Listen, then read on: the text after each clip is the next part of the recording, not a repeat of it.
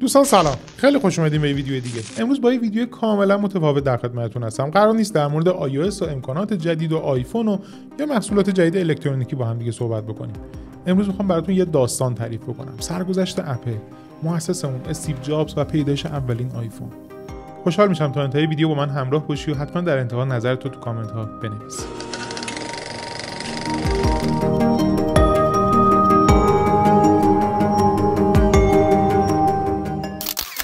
رفقا، سال 2007 رو تقریبا همه ما یادمونه.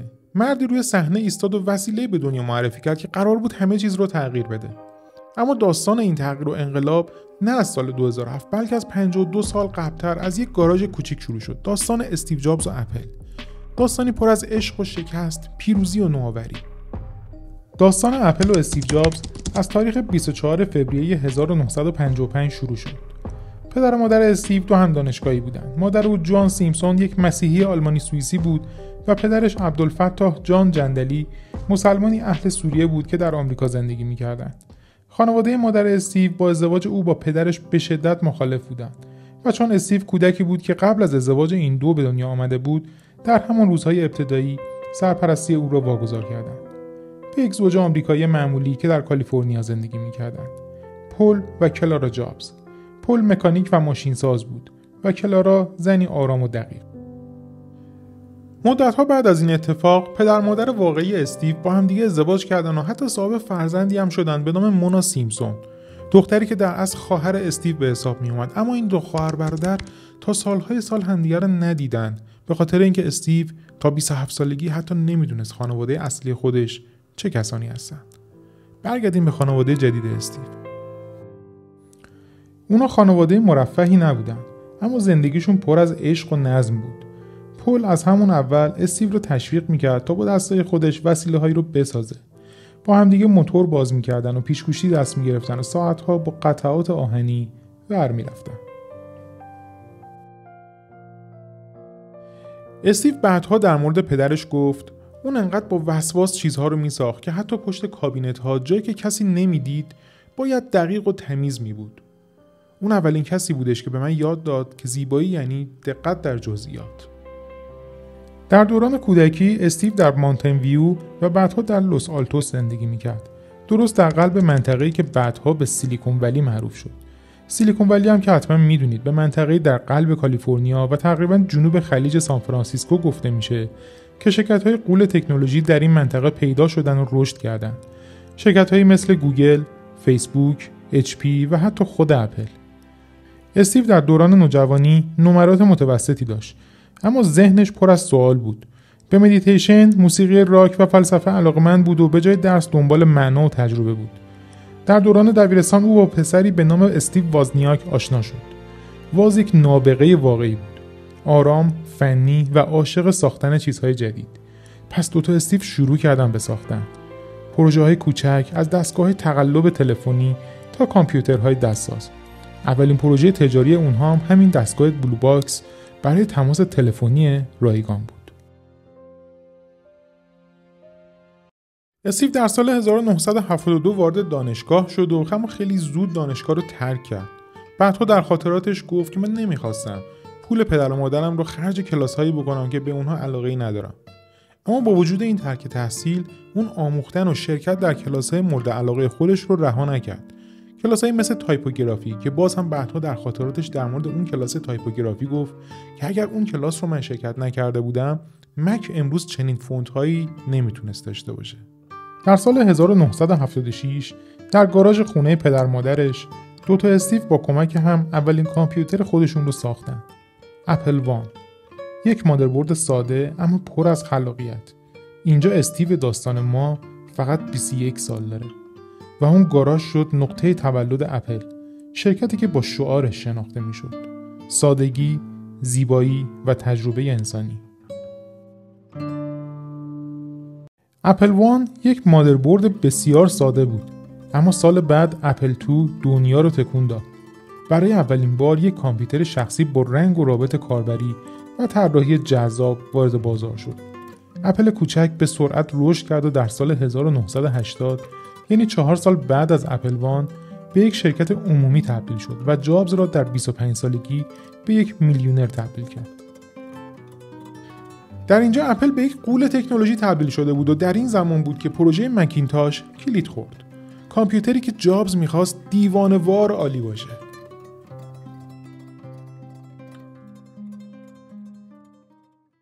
رسیدیم به سال 1984. اپل محصول انقلابی مکینتاش رو معرفی کرد. اپل در تبلیغ معروفش با الهام از رمان 1984 گفت سال 1984 مثل 1984 نخواهد بود. در ظاهر همه چیز داشت عالی پیش میرفت، اما در پشت صحنه تنش زیاد بود. مدیر عامل اپل در این زمان جان اسکالی بود که خود استیو جابز اونو از پپسی آورده بود و سرانجام در سال 1985 سختگیری‌های جابز و قدرت زیاد او در شرکت باعث اختلاف نظر با جان اسکالی و سایر مدیران ارشد اپل شد. بله، استیو جابز از شرکتی که خودش ساخته بود اخراج شد.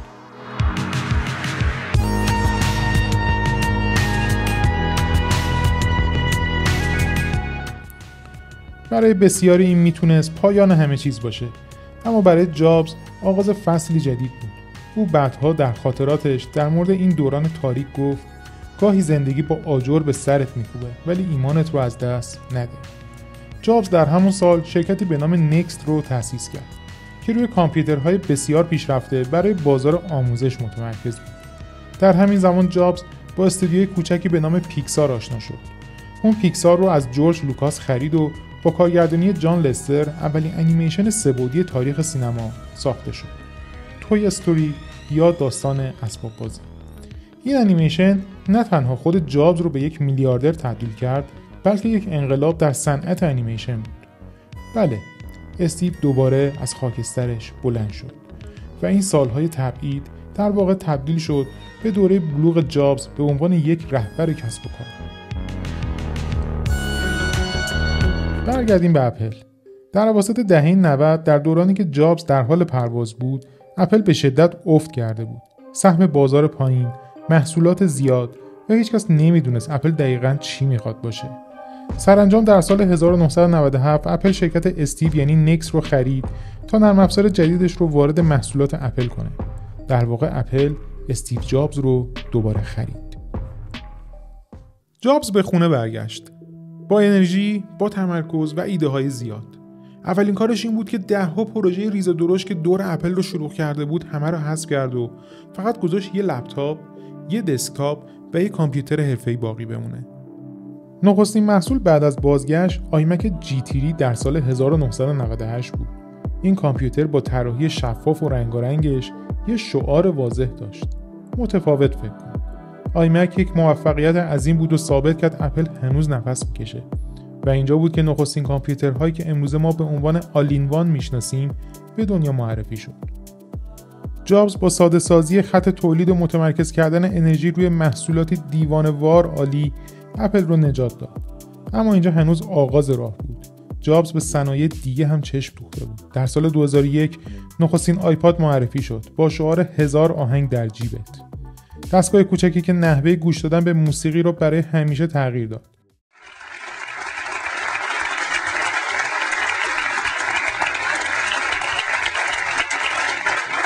So, this amazing little device holds 1,000 songs, and it goes right in my pocket. آیپاد در کنار فروشگاه موسیقی آیتیونز یک اکوسیستم ایجاد کرد. فرمولی که قرار بود دنیا رو بارها و بارها شوکه کنه.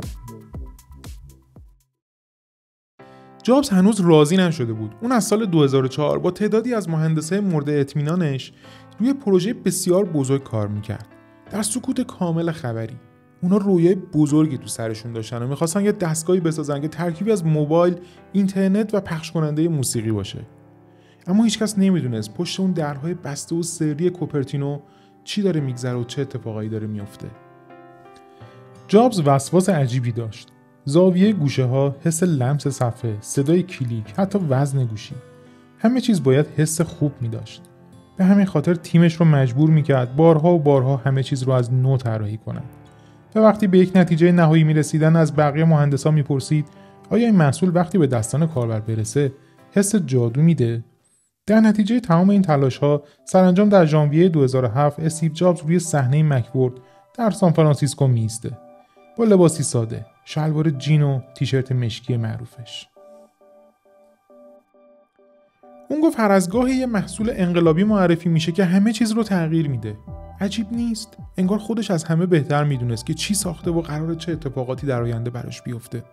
اون رو به حضار کرد و گفت امروز یه آیپاد جدید با صفحه نمایش بزرگ و دکمه‌های لمسی داریم.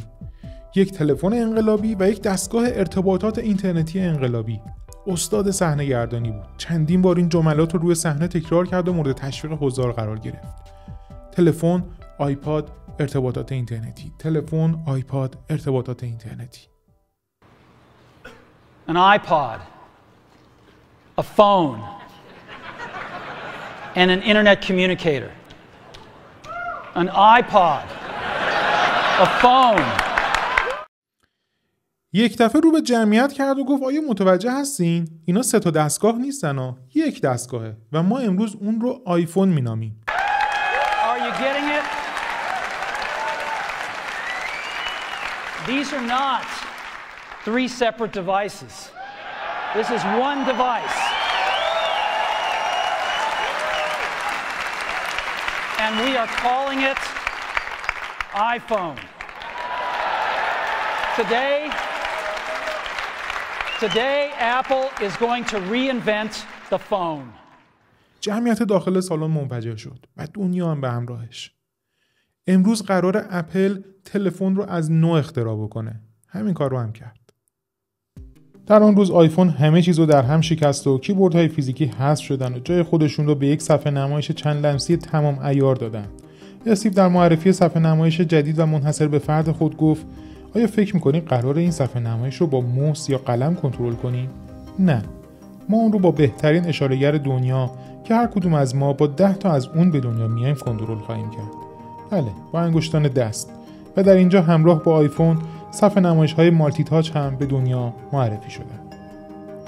آیفون فقط یک تلفن ساده نبود، یک کامپیوتر در جیب آدم‌ها بود. طراحی بی‌نظیر، رابط کاربری و یک اکوسیستم یکپارچه آیفون رو به یک نماد فرهنگی تبدیل کرد. این محصول نقطه اوج سفر استیو جابز از اون گاراژ کوچیک بود. جابز بعد از اون با اپ استور، آیپد و با طراحی مکبوک ها اپل رو تبدیل کرد به نماد خلاقیت قرن 21.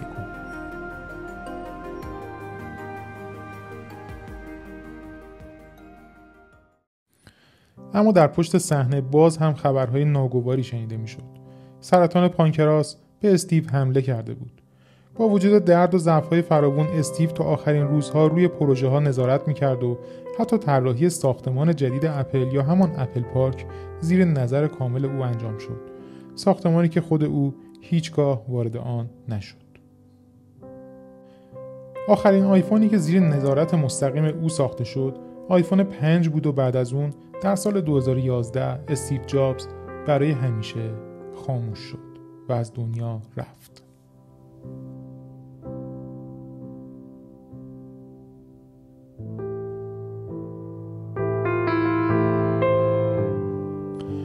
داستان استیو جابز و اپل تنها داستان فناوری نیست. داستان اراده، خلاقیت و باور به اینه که ایده های دیوانه‌وار میتونن دنیا رو تغییر بدن. از اون پسری که در گاراژش مشغول بود تا مردی که جهانی رو با لمس یک صفحه متحول کرد. میراث او به ما یادآوری میکنه که همیشه متفاوت فکر کنیم. اون ثابت کرد برای تغییر دنیا به مدرک نیاز نداریم و تنها داشتن اراده کافی است. رفقا امیدوارم از دیدن این ویدیو لذت کافی رو برده باشید و اگر تا اینجای ویدیو با من همراه بودید لطفاً دکمه لایک پایین صفحه رو بزن و حتما نظرت هم توی کامنت ها بنویس که برام خیلی مهمه. خیلی مخلصیم. ارادت.